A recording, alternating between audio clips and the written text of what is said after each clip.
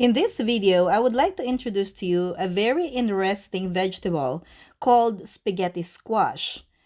Spaghetti squash is available in a variety of shapes, sizes, and colors, including ivory, yellow, and orange, with orange having the highest amount of keratin.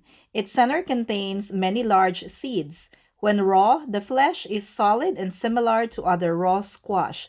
When cooked, the meat of the fruit falls away from the flesh in ribbons or strands that look like and can be used as an alternative to spaghetti. Spaghetti squash can be cooked in a variety of ways, including baking, boiling, steaming, air frying, or microwaving. Once cooked, the flesh of this fruit can be prepared in a way that its strands look like and are as long as traditional spaghetti noodles.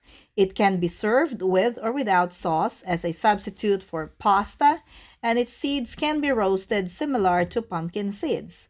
But this one is very interesting because as you can see, the seeds inside the spaghetti squash have started growing.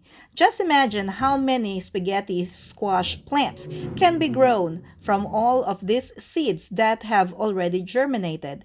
Too bad it is already fall in my area.